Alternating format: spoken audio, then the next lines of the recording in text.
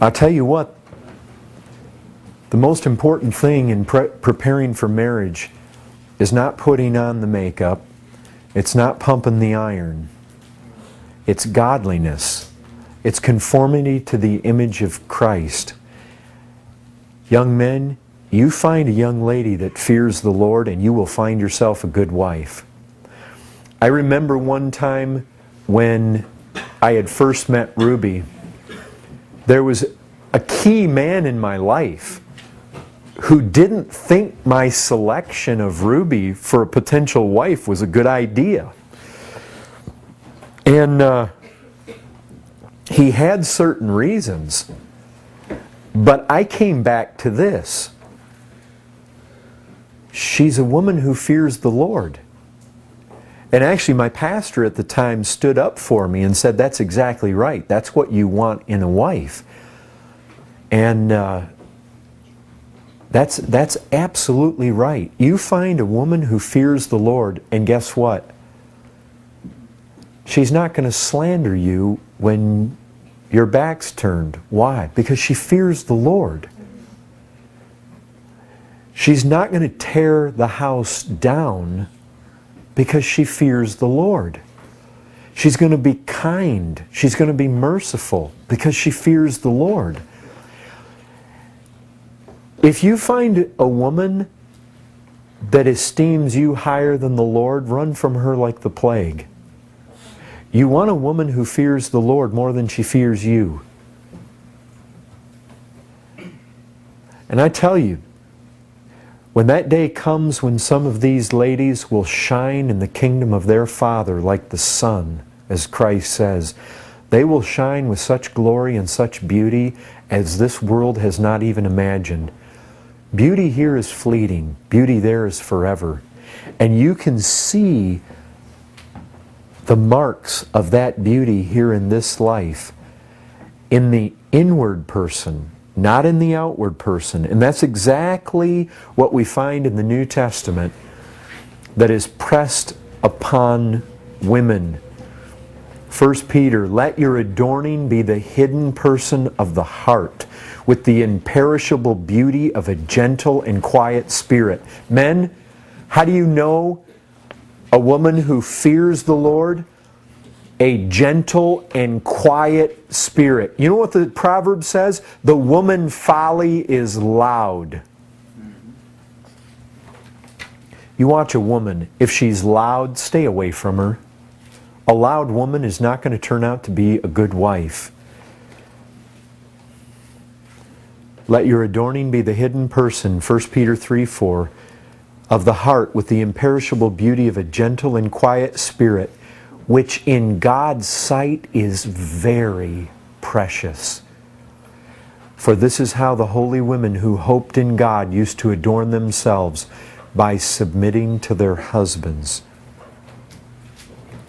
Listen, men, an excellent wife, Proverbs 12:4 says, is the crown of her husband. But she who brings shame is like rottenness in his bones.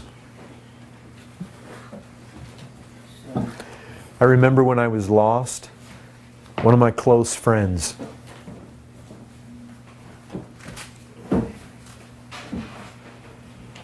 he was getting married.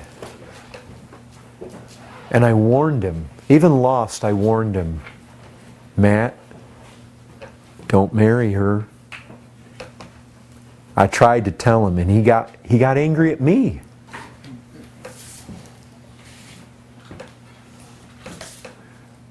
When his back was turned, she would make passes at other guys. We tried to tell him. He married her.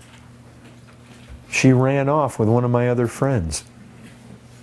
Was she pretty? Yeah, she was pretty. She was Miss Pawpaw, the place that I grew up.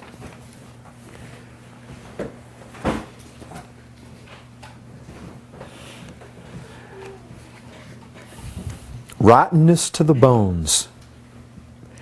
And I know that some of you are not going to hear me. You're going to come to realize the truth of what I'm telling you when it's too late.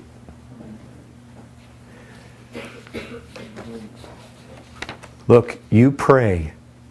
The Bible says that a prudent wife is from the Lord. Prudence. That's what you want. You want a prudent wife. Not necessarily a beautiful wife. You want a prudent wife. Not necessarily a charming wife or one of good figure. You want one that fears the Lord. You want one that is of a gentle and quiet spirit. Now, I say this. An excellent wife who can find. Why do you think God would say that to us? I'll tell you why. Because a good, excellent, prudent, gentle, meek-spirited, God-fearing wife doesn't grow under every bush. It's because there aren't a whole lot of them. There are more pretty girls than there are godly girls. They don't just grow under every bush. And you better be discerning, and you better be praying. I'll tell you this, God truly saved you. He's not going to give you a snake or a rock or some hideous thing if you pray to Him and look to Him to provide you with a good wife. You ask Him to give you a good wife, He will. You run out and you just chase after the first beautiful thing you find out there that professes to be Christian. I'll tell you, I mean, this doesn't have anything to do with me by any stretch. But I can tell you this, that once God saved me, He gave me a desire to find a wife that fit the 1 Peter, the 1 Timothy, the Proverbs 31, and I began to have an idea of the kind of wife that I was looking for. And I was going to a church. We had a big singles group. There were lots of women that wanted to be married, and there were some pretty faces came in. And I'm going to tell you, those were the first ones that I probably went over and sat down next to. But I can tell you this, that it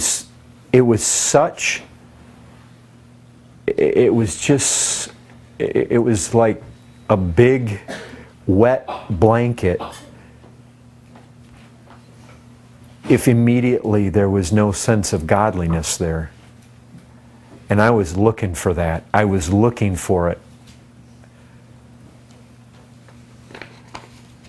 I don't know if I should say this, but I actually got to the place where I got so disgusted of all these girls up in Michigan that were in this singles group. I got to the place where I was saying, Lord, I don't care if you bring me an old used up prostitute that's been, as long as she's been truly saved and she's godly.